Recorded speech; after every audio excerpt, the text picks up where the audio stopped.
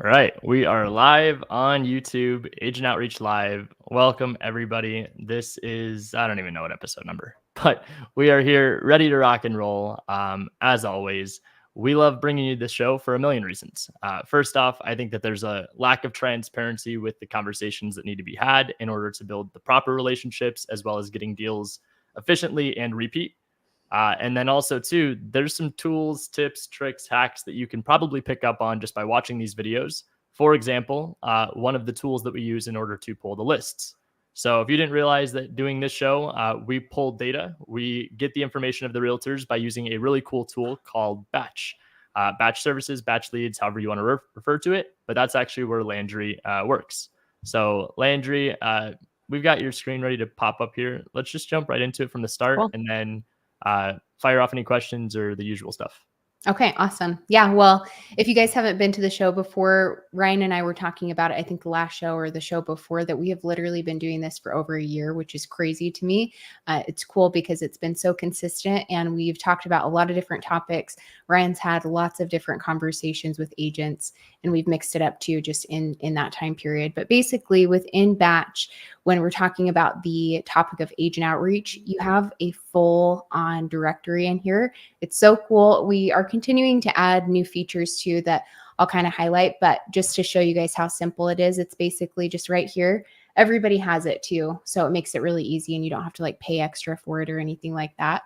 But you just basically go into agent outreach. I usually pull the same exact filters literally every single time and it gets a great group of agents. Obviously, you might mix it up depending on who you've talked to the last time or if you're trying to get a larger or more dialed down list. But basically, you just go into this all filters and I usually just use 2 of these, but you can go in and search. You have to do a location, but you would pick your area. You could filter out how many listings the agents have sold in a certain time period, which I think is huge. Even if you're not looking for agents that are doing a massive volume, you still want to make sure that these agents are using their license and that they're, active in the space. But finding agents that have sold a certain amount of listings in a certain time period, the actual amount, how many they have active on the MLS, what they have them listed at, so on and so forth. So we could go on and on about all the different things you could filter in here.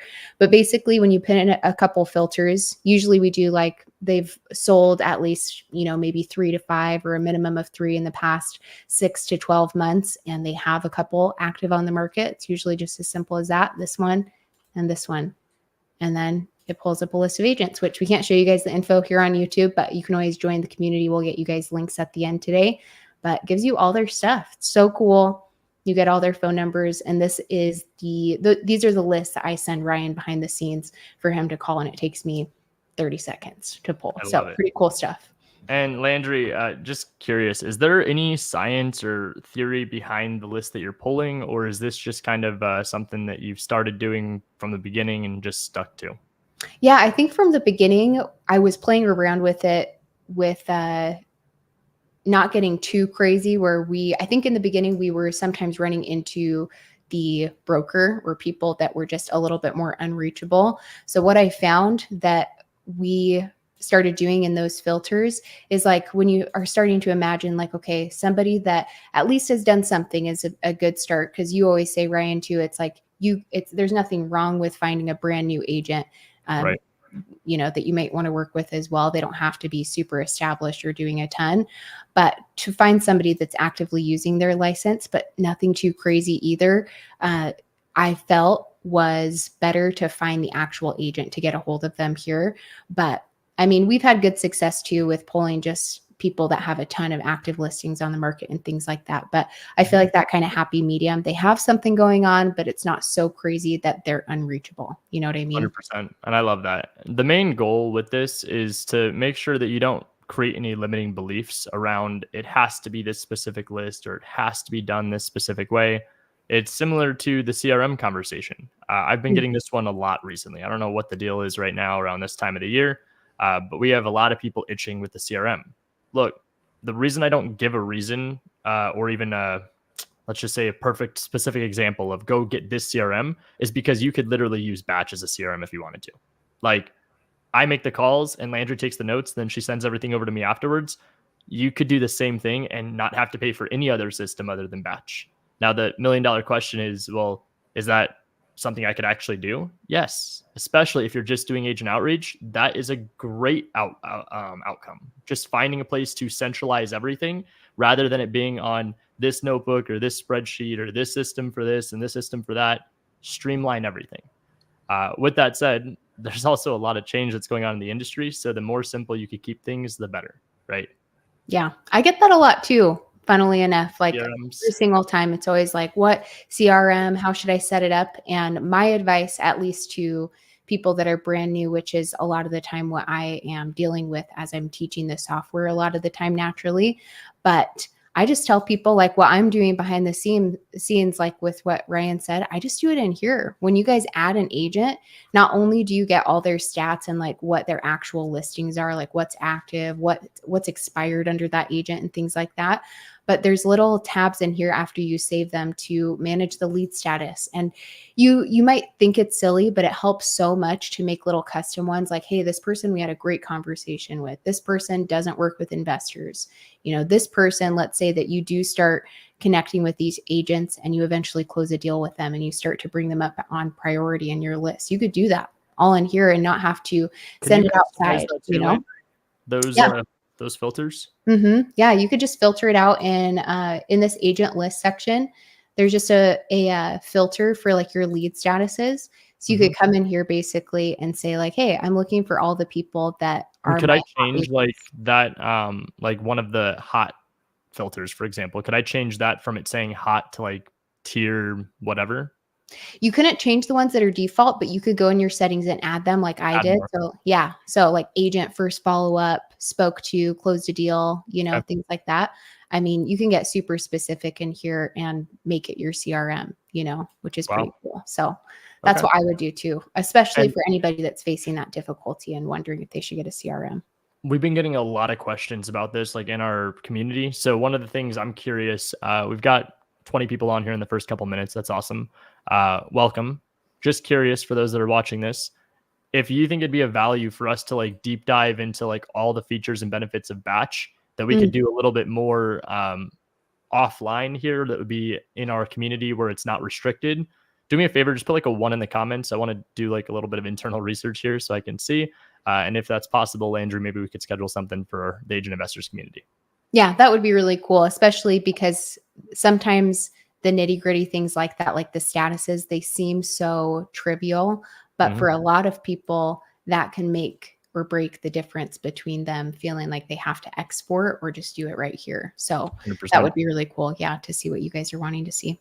Perfect. All right. Yeah. Again, throw a 1 in the comments if you think that is something that you guys would want to see. And then Landry, while everybody's doing that, what markets are we determining to? There's like 3 or 4. I know we're going California, but California could be like 4 states. Yes, exactly. I know. I was like, where should we go today? So I picked to grab 4 different places. I grabbed a list beforehand in San Diego, in Sacramento, in where else was it? Riverside, and one other. In Los Angeles. Okay, hang on. I have 3. I have San Diego, I have Riverside, I have Los Angeles, and what was the other one? Sacramento. Okay, cool. If you're watching this live and one of those 4 markets happens to be your market, drop in the comments which one of those 4 you'd like to see me call. San Diego, Riverside, Los Angeles, and Sacramento. And if this is your first time tuning in, welcome. I don't know how it's your first time, but again, welcome. Our goal on this show is to show you what conversations look like with agents. This is agent outreach in real estate investing, where I'm calling real estate agents, introducing myself as a real estate investor, seeing if there's a way we could do some deals together, and worst case scenario, just building a relationship with hopefully some cool people. We've obviously had some good conversations. We've had some bad conversations. We've had a lot of ups and downs, but the cool part about this is that it's as transparent as it gets, especially with this strategy. And as you can see, I'm in my home office today. So if for whatever reason an agent has a deal, I'm happy to comp it with them live and get them a number over the phone. That would be awesome. Cool. Should we show that beforehand of if people are like pulling list of on market, just kind of not super deep and granular, but Yeah. for anybody that's doing that too? Okay.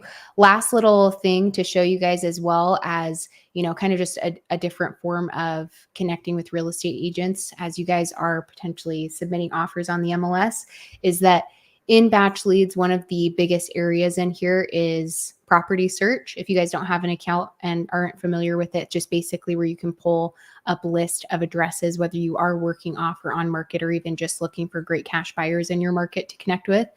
But basically in your all filters, they brought around a couple weeks ago now, but this description box is so cool. And I found that this word little hack, by the way, I found today bumped my results up from like 70 properties to 170, the word potential. You guys can literally come in here and type like, I'm looking for properties that the agent has put in the description, potential, as is, investor, contractor, fixer upper, cash only, things like that. And I wanted to show you guys this property that I found just by literally doing that filter. Ryan and I were talking about it beforehand, but you guys can see in the MLS description of these properties, like, hey, this would be great for a contractor. Only renovation, cash offers are going to be considered on this type of property. Was listed 11 days ago. But on the photos, it shows right here. I really love it. I've never seen anybody do it with the house that they're like, this is wrong. This is wrong. That's awesome. He's pointing at everything. He's like, you need to fix this. That needs some work. Is this the listing photos, Landry? Yes. I love it. So good. You guys could literally find these. Should we call this one first? Literally. I know. I was thinking about it. It's like, I really want, I'm curious about this one. Yeah. Landry, if you want to text me over the address, I'll pull it up. Okay. Sounds good. Such good stuff. So you guys, if you are doing this, it's been so cool. If you guys are familiar with doing it in Zillow, now you can just do in batch and manage all your data right there. So pretty cool stuff. Here, let me get to, I'm going to stop sharing my screen. Cool. Okay. Cool. And let's do it. Let's definitely make a call to an agent that has an active listing, especially if they're pointing out everything that's wrong in the property. I would love to have a conversation. 38. You'll have to let me know if something else shows up. These should be the listing photos. So cool. 15th. Let's do it.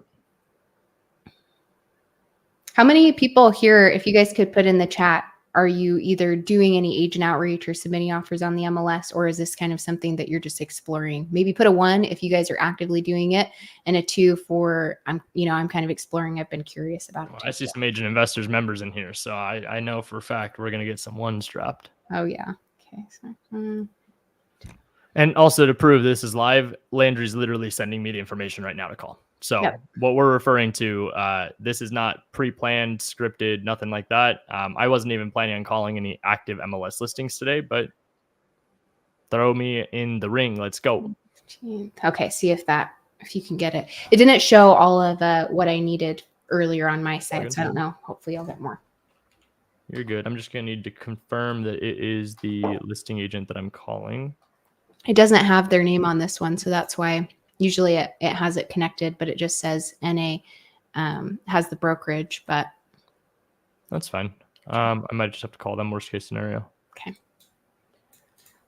I'll just send you the brokerage. Send me their information. And then if you could send me over the list of the I don't know, whichever market you feel like, and then I'll call that as soon as we're done. Perfect. Cool. All right. And so in the instance where we don't have a phone number to call the agent, I'm just going to call the brokerage. I'm going to mention the address. I'll mute my microphone when I mention the address. I'll see if they can connect me to who the listing agent is and hopefully answer some questions you might have. Okay. See if that works. Okay. And then I'll send you over.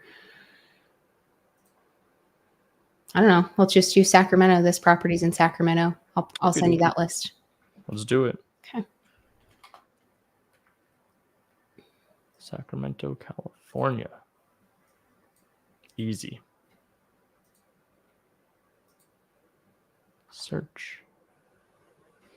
Active, and they are asking, what price is this? It is listed at $325.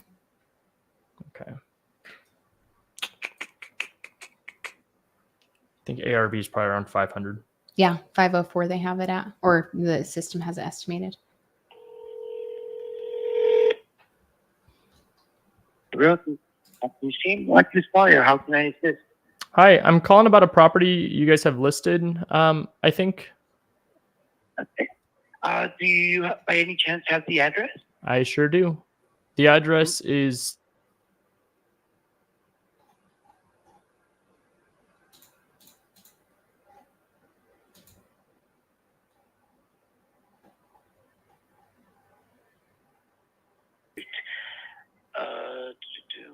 Let me double check here.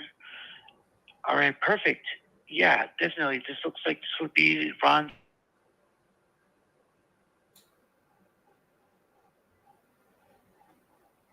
The asking price. Okay, perfect. Do you happen to have the Will you- phone number of the listing agent? Yeah, give me one. Let me just triple check. It's the correct number so far.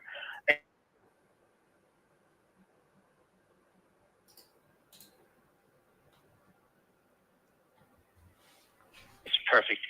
All right. Looks like I have 91.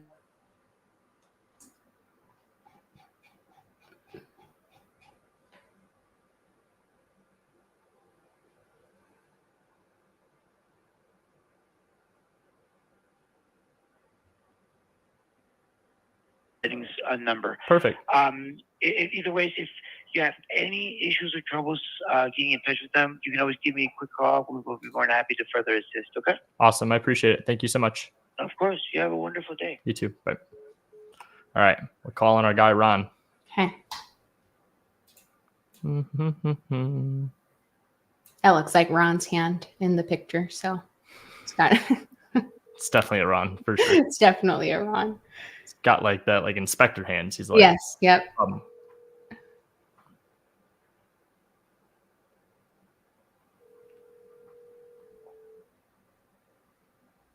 Your call has been forwarded.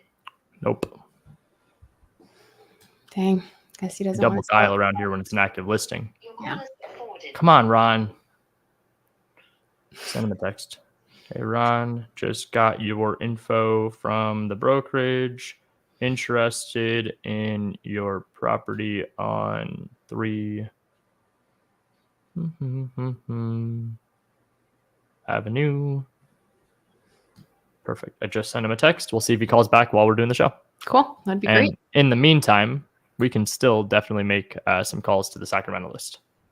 Awesome. Okay. Yeah, let me know when that comes over. Or it might have. Definitely. Cool. All right. And I just got the list from you for all those Sacramento agents. And Landry, you said, just a reminder, this is how many active listings, how many sold?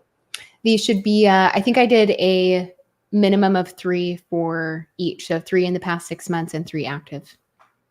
Okay. 3 active, 3 sold in 6 months. And what I'm doing is I'm making a note on my side. Take notes every time you make calls. Just what list are you pulling? Because if I hit, for whatever reason, gold on this like session, do you think that it's important to know which list it came from? Yes. Yes. Cool. All right. First number is their cell, second number brokerage, or reverse? Yep, that's right. Cool. We're calling Christina. And there's some changes that happen in the industry, which you'll see me kind of refer to today.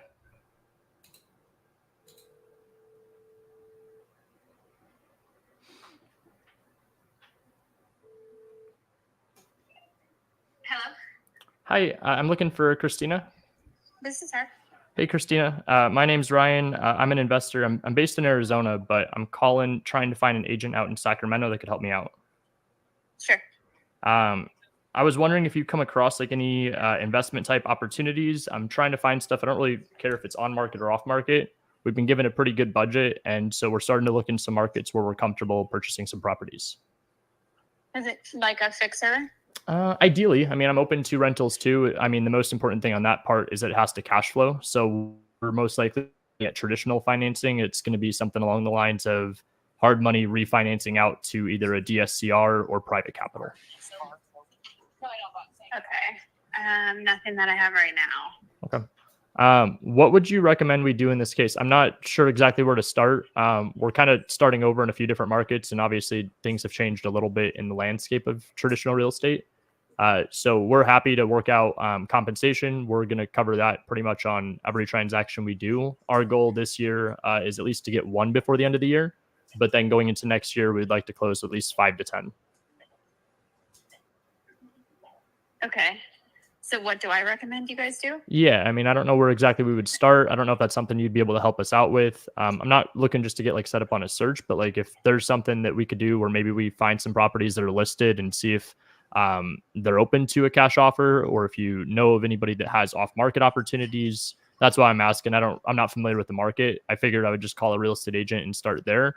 I'm licensed in for sure. Arizona, but I'm not really looking for anything commission-wise or compensation or anything like that. Okay. Can you email me? Yeah, I can do that. That's not an issue at all.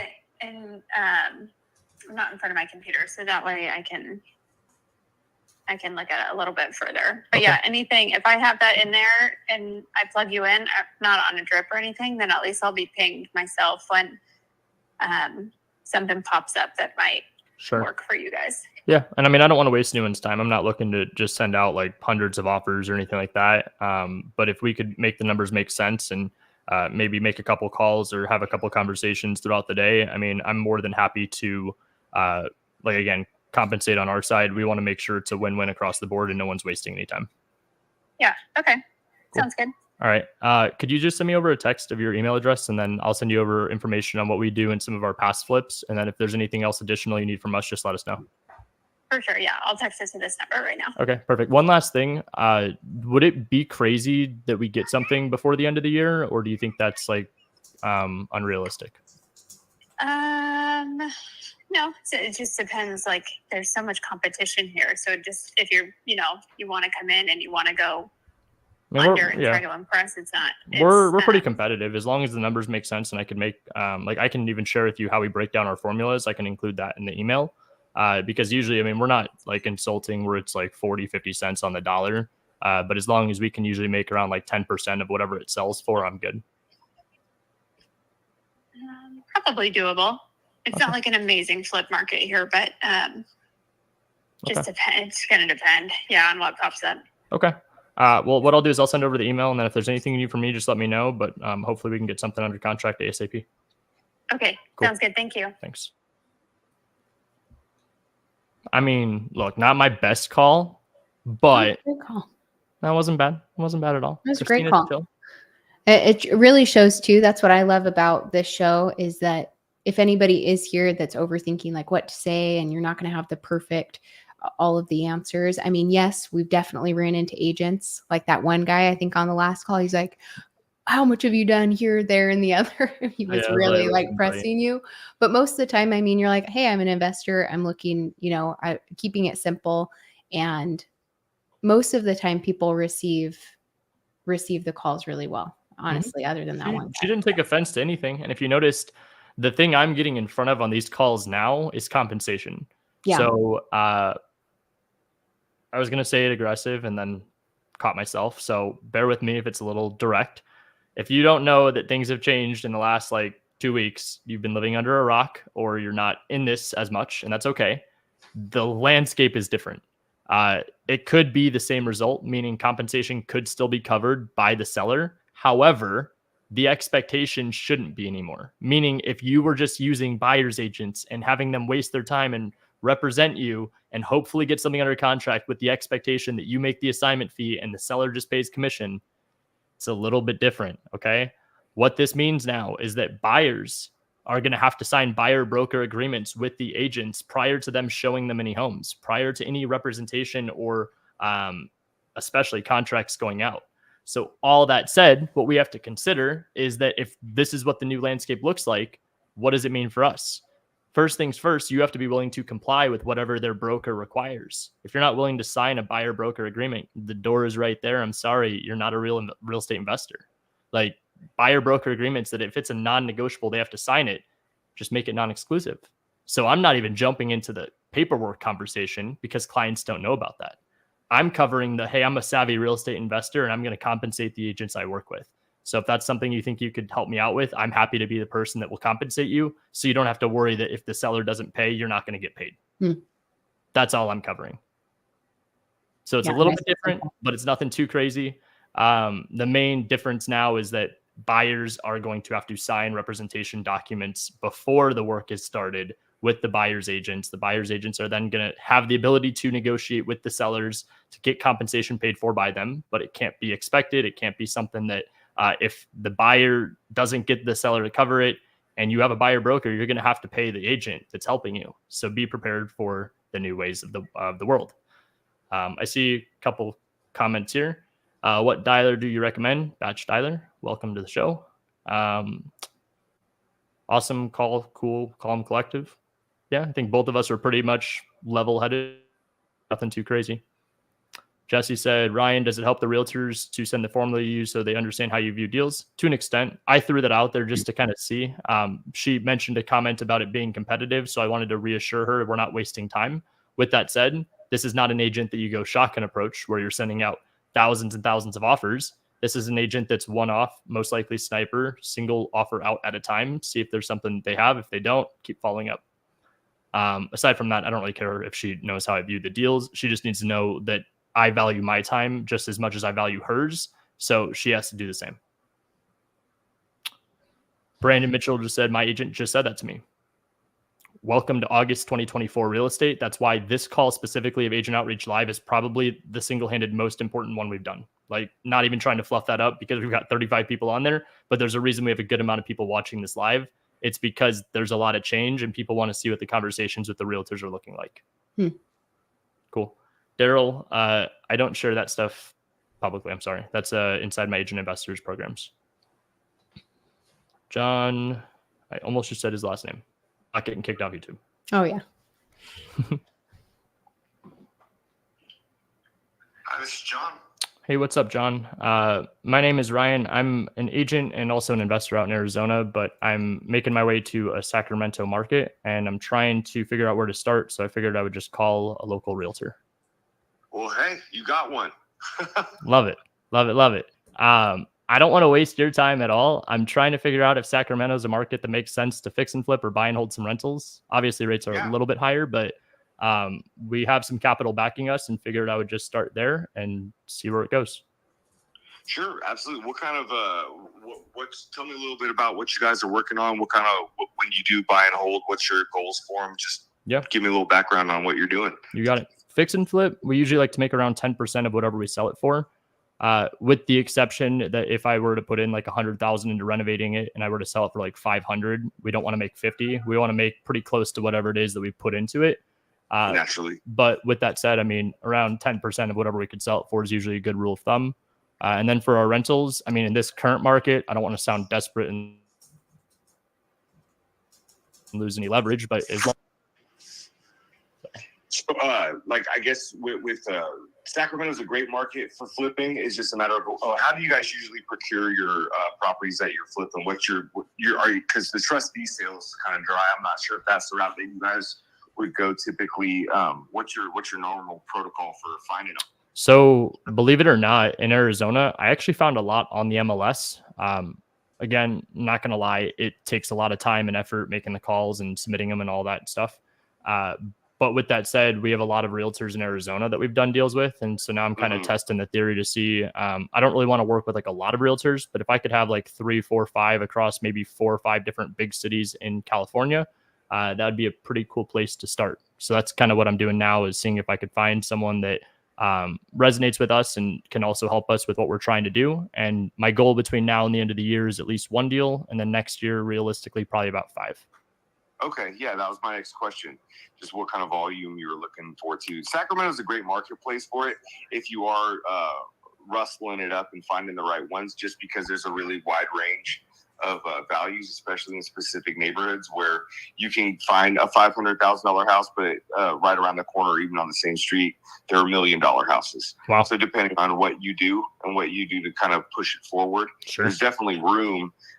And then I guess it also depends on the skill level of your crews that run the work for the jobs for you. Do you send your crews from where you're at, or do you build new ones in the cities you work in? We've done a little bit of both. When I'm like super desperate or behind or shit hit the fan on something, then I'll send out our crews. But usually if we can build crews that are local, it's usually a little more cost effective. Absolutely. Yeah, there's I would say there's probably some specific neighborhoods. There's all over the place.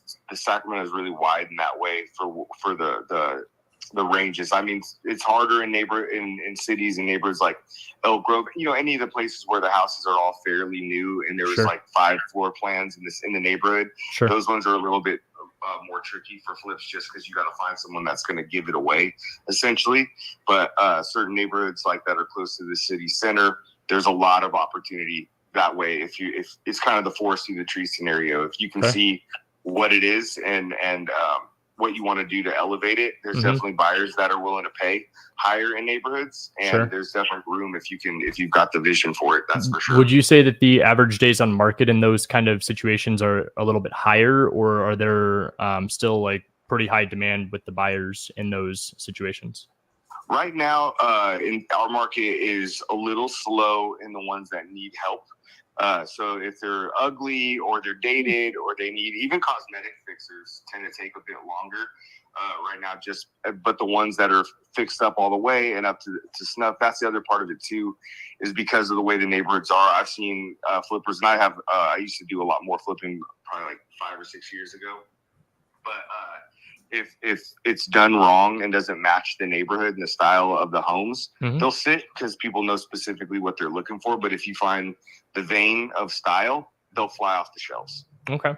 I have an address that was sent to me by someone on my team earlier, and I would love another set of eyes on it. It's listed, so I mean, I tried calling the agent, he didn't answer. Go figure. I'd be happy to maybe get your opinion on it too, and if you think I'm absolutely crazy and out of line, tell me, and then that way hopefully you can get me back on the right track. Yeah, sure. What's the address? The address is 3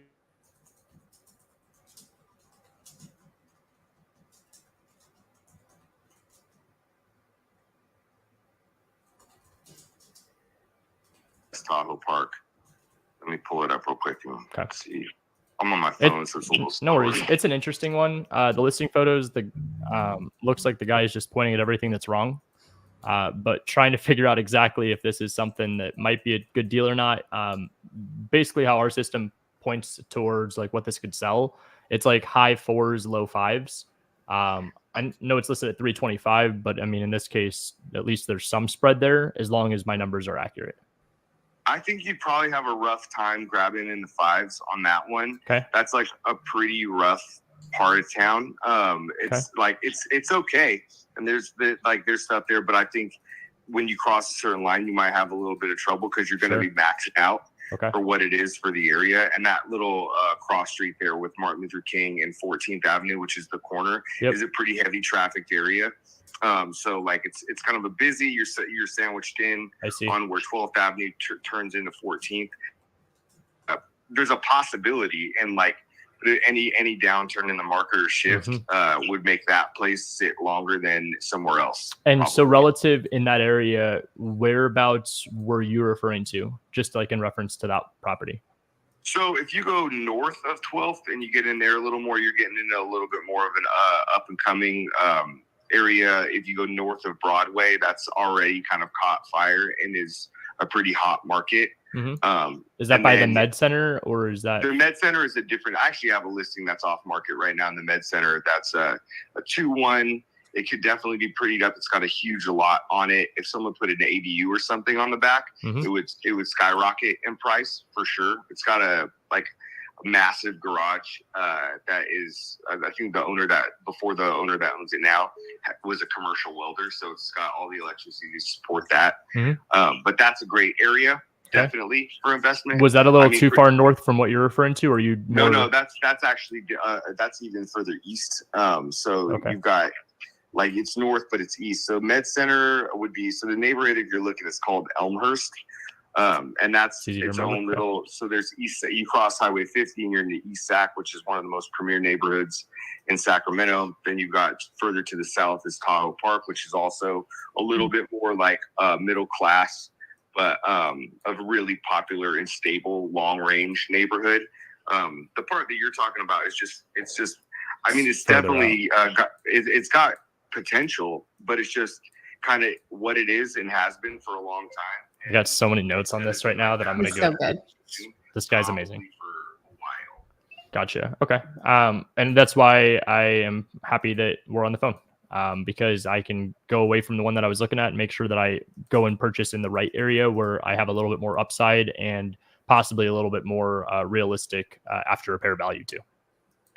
Yeah, I would say if you want kind of like sky's the limit on what you want to do to certain properties, I would say Elmhurst is a great place to look because like you've got my listing that's a 2-1, 875 square feet, and a detached garage, but a huge yard.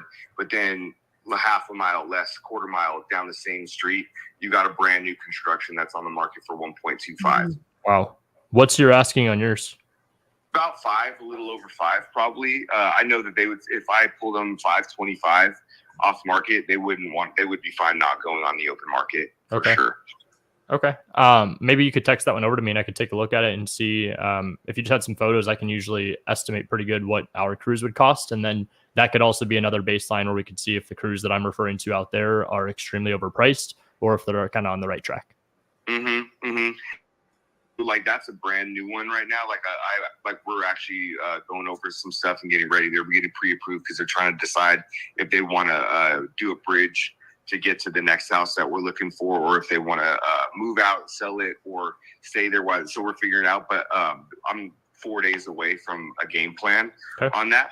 So if you don't mind, shoot me if you can text me your info and all that stuff. Definitely. And I mean, if you guys are looking for someone to run it, I actually usually only work with 1 or 2 investors at a time, just because I don't like to dilute love that. my potency.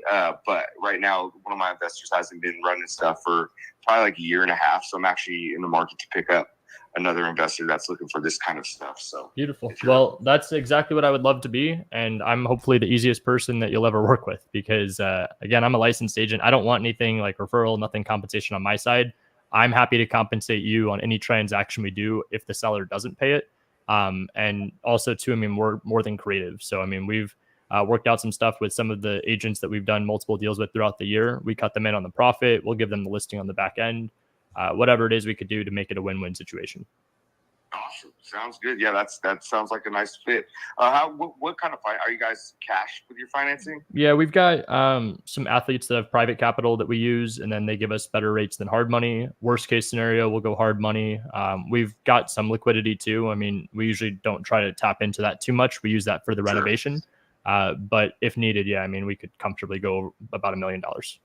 Okay, great. That sounds awesome. Cool. Well, I'm glad you called. How'd you get my info, by the way? You know, I'm using this really cool, like investor friendly software called Batch. And so they have like this button on the side that says agent outreach. And you were the first person I called and probably the last one I'll need to call.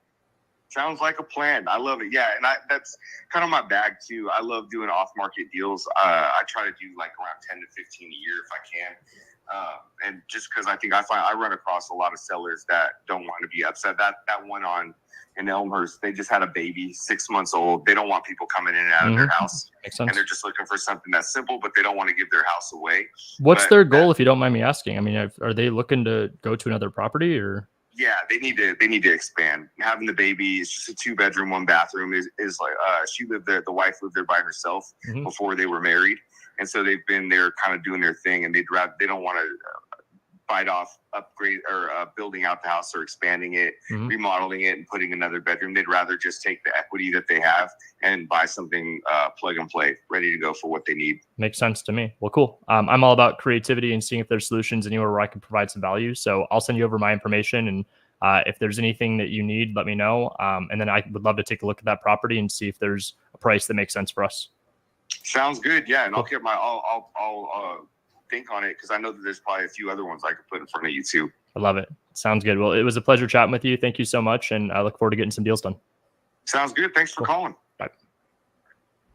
All right. Again, guys, look, it's not supposed to look that easy, but you boys like that. Okay. I'm sorry. I'm just like that. That was the best. That had to be, I mean, at least like the best in a really long time. Super enthusiastic. I mean, loves to do off-market deals. I'm really hoping someone catches.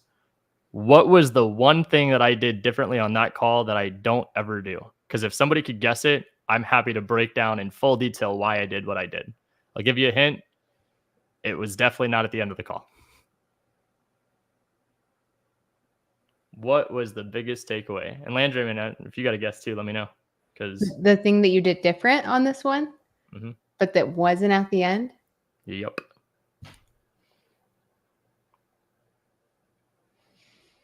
It was very minimal, and I don't know if, like, with how long that call went, if people would remember it. But at the beginning, I didn't say I'm an investor, blah blah blah blah blah. I said I'm an agent and an investor in Arizona looking to expand.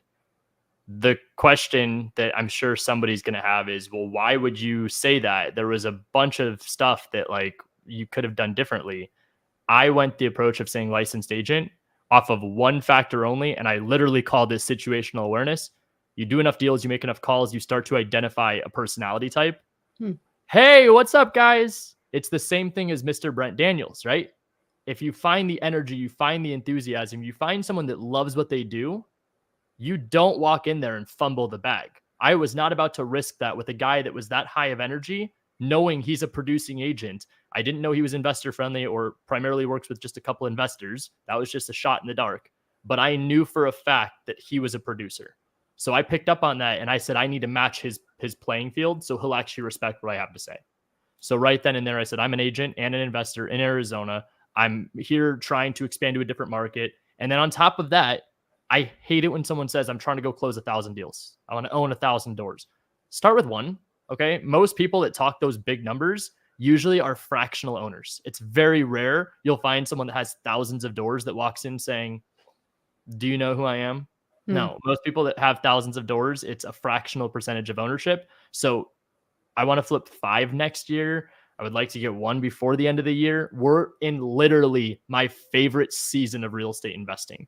From October-ish to December, it's prime season of hunting. Before that, anything from like August to October, you better be like seasoning the grill, getting everything ready. Because if you're not going hunting, you're about to like miss out on probably $500,000. And I'm not even kidding. The reason we are so passionate, especially with this strategy right now, is because there is no place at all for dual agency anymore. I'm going to be further explaining this inside of our Tuesday training here in a little bit. But what I really want people to understand, there is zero incentive for a listing agent to represent you as a buyer's agent now. Seller is going to pay the listing agent their compensation. They do not discuss buyer agent compensation anymore. So now when a buyer comes in and says, hey, I want the listing agent to represent me because they get both sides of the commission, it doesn't exist. So the listing agent, if anything, more are going to say, I'm not going to do dual agency. It's more of a liability and a potential lawsuit than anything. You're going to see more leverage to the real estate investors that are also licensed. And if you've been following me since the beginning of the year, congratulations. I literally said by July, August, you should be trying to get your real estate license. Here we are. Here we are. The playing field is different. For those that are licensed, you have a huge advantage. For those that are not licensed, you need to be willing to compensate the realtors or hope that your realtor is so good at negotiating that they get the seller to compensate it every time. But on the one-off occasion they don't, what's your plan? John is my guy. There is no reason I need to go find another realtor. I'm not even kidding you. On that whole list, usually when I do these shows, there's only a few instances where I'll keep the contacts. Most often I'll pass them along, prioritizing people in agent investors.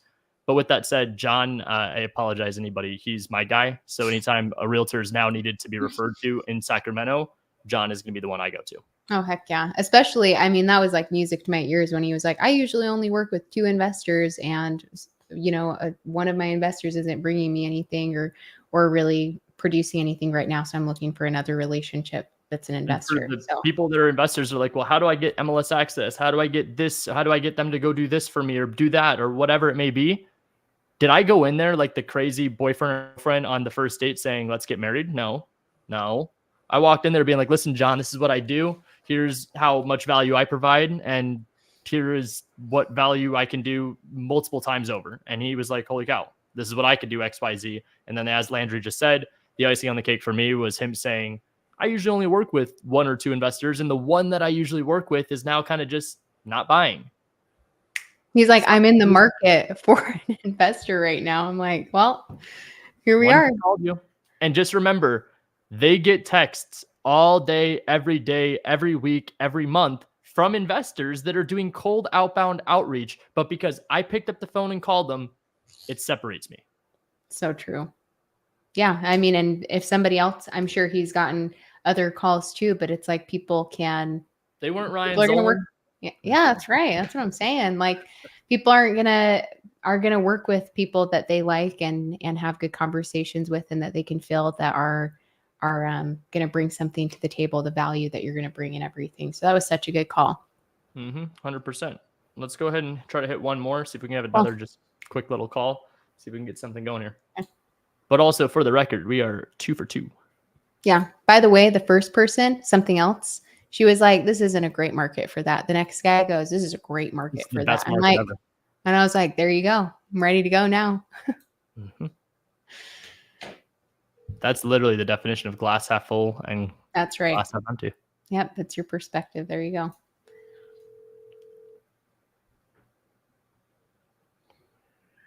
Hi there. You've reached.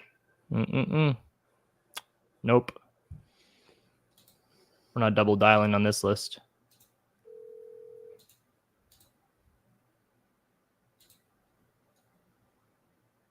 Hello?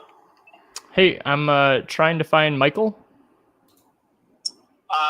He's not in. Can I leave a message for him? Yep. I'm just trying to find someone that could help with purchasing a property out in Sacramento, and I got his number on the list that I was calling through. Okay. Is this a good number to holler back at you? Yep, this is my cell. Okay, it'll be short. Thank you. Thanks. That was totally Michael. I know. He was like, he's not in right now. He's like driving. I was like, don't do that shit. Was he driving? Did it sound like that too? Like, or someone else is answering your phone, like just like double down on it and like. Okay. I know. He's like, dang, I want to talk to this guy, but I'm gonna have to just pretend and follow through. I'm the assistant. I'm just kind of skimming through the list. Okay. Yeah. Please press 5 to be connected to your service provider. I don't know if this is gonna work or not, but we're gonna try it. Who's that? Or that you're calling?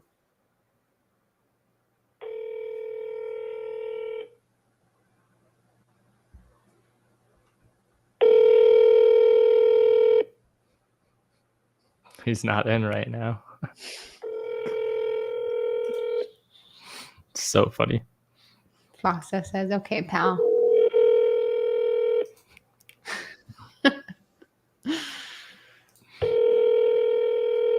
Trying to reach is not a... So silly. So silly. All right. You are trying to reach is currently not. It's fine. Everything's fine. No one needs to panic. I had one really good call, and that's it. I know. I said the word silly, and my dog's in the room. With that said, any questions you guys have, I'm happy to break down, answer. The goal is on the show, again, talking agent outreach. I've been putting together this little like graphic thing, nothing special. I'll be posting inside of our school today in our Tuesday training, talking about the recap of Agent Outreach Live. That's what the topic's going to be for this call today. And my goal is to give people at least some inspiration and some vision and focus when it comes to agent outreach. This doesn't need to be all that complex. If you are concerned about how you could have matched the level of that guy, John, the part here where we're going to have a real conversation is in this current market. The only way you could have, it's the luck of the draw. If John was willing to work with someone and you sounded confused, or you sounded, even if you were on top of it, you have to be willing to match a level with specific agents. And if you can't, it's okay. Not every agent wants to work with you, just like how you don't want to work with every agent. So when you're first getting started, it's important to find the realtors, especially if you're not licensed, the realtors that are willing. And then from there, you can start to qualify. When you have 5 different realtors, you can pick the best one and say, this is the one I want to be specifically with. Aside from that, there's nothing rocket science. If you're not an agent, don't pretend to be one. If you are an agent, learn how to leverage it. And if you're an agent and an investor, congratulations. The time is now. We've already been succeeding the last handful of years, at least that I've been doing this. But aside from that, going into the new ways, there's going to be more opportunity than ever before. Cool. Landry, what questions do you think people might have that they're not putting in the comments? And then I'll pull up the links for Batch and for our community. I would just say that some of the biggest questions that people run into are going to be when they don't have this experience and they kind of what's next with, let's say that I call you, you're an agent that you are interested in working with an investor, but you start asking questions that, oh my gosh, I have no idea. Because I literally, this is the first couple calls that I've done or whatever. So I think that a lot of people get hung up on, I don't know what to say when they ask what funding we're using. If they ask us what we've done in the past, like I don't have anything to send them, things like that. I see a lot of people having difficulty with that. They talk themselves out of making the calls because they know they don't have the answers, even though it comes from the experience. So what would you say for people that are just jumping in and they don't know the answers to some of those questions that might pop up? The best thing I could tell you is to not pretend. It's just to be honest. Where I think wholesaling has such a bad rep, rightfully so, is that most people that teach you to lie. It's to pretend to be a buyer. It's then to BS it and then just slide yourself into deals. That's not ethical. As a realtor, what I'm supposed to do, especially licensed, is hold myself to a standard of ethics, a code of ethics, which ethics, I know, could be vague to a lot of people. If you have to lie and question it, it's probably not ethical. So how do I do it differently? Well, it's not any secret, right? There's nothing crazy that I'm doing here. The only difference, I'm like that kid in school that wouldn't shut up, but knew when to shut up because he got his ass kicked. Okay. Bear with me on the analogy, right? So I understand that there's specific moments where I could just You want to over communicate, be overly transparent, be yourself and be authentic. This is called personality as well as reputation. The second part of that, knowing when to keep your mouth shut, is maybe not walking into the conversation saying, I'm a brand new wholesaler that's never done a deal before, and I have someone that might be on someone else's buyer's list, but I think I could buy your deal and get it under contract, get the sellers all excited, worked up, and then cancel on you if they don't buy. What the hell, right? You're obviously not going to run on like that. But if I didn't just call out exactly what 90% of wholesalers do, and then they justify a high cancellation rate, look, I've never hit over a 30% cancellation rate in an annual year. Okay. Let's make that very clear. For every 10 deals I have under contract, I'm closing on 7 of them. I'm human. I cancel on deals. Yes. But if I also were to be transparent, it's to tell you guys when I cancel on deals, about 50% of the time, I will walk away from the EMD, because the difference here is now that the expectation is not in the investor or the buyer's advantage. It's now an even playing field where if you want an agent, you have to pay for it. So good. Attorneys don't work pro bono. So I hate to be just direct and kind of a little straightforward on a Tuesday afternoon for you guys, especially in the question being brand new people. But right now, I mean, you have to. This is the new way. So the only way about this you could get better is by sharpening the tools and understanding if you don't like this, you leave. Option 1, option 2, it's a season. I don't do the calls like this all day, every day. I don't submit offers all day, every day. The only decision that I'm not going to try to act cool, the only decision my team allows me to make at this point is if we're going to wholesale it, flip it, or keep it. That's it. Aside from that, I don't touch paperwork. I don't touch the phones for acquisitions. I work with the realtors that bring me deals directly from the years and years of building this. But the season was about 2 years. From there, I started building, automating, delegating, systemizing the things that you're supposed to do once you get consistent deal flow, right? So all that said, if you're brand new, find a battle buddy, find a community, find somebody that's doing what it is that you're trying to do, and get as close to them as possible. So good. Great reminders that I think it can be difficult. You're absolutely right that in this industry for people getting started, it kind of is taught to just lie about things and then eventually, kind of fake it till you make it type deal. And something else you said I thought was so good. And it's such a good reminder because we can easily we're human. We can get down on ourselves about, well, they don't want to work with me, but there's agents that you don't want to work with, or there's people you don't want to work with. So we have to remember the other way around. Like, hey, there's going to be. Why do we get the luxury as a brand new investor to say, oh, that realtor everyone sucks. should work with me? Yeah. I'm like, what a good, simple reminder, but it's like, it goes both ways. So you're going to find people out there that don't want to work with brand new people or don't want to give you advice on the market. And there's going to be other people that are excited about it and they want to share things with you. And that's just where relationships come into play. So I thought that was a great reminder that I think we all need in our lives. So. And Christina was okay, right? She wasn't bad. She wasn't the most optimistic, like there was so much opportunity, but she was willing. She just wants me to send her an email. And get this, as soon as we got off the phone, she sent me 2 seconds later her email. Yeah, so you never know. She's motivated. John was just the winner, and it took 2 calls to get there.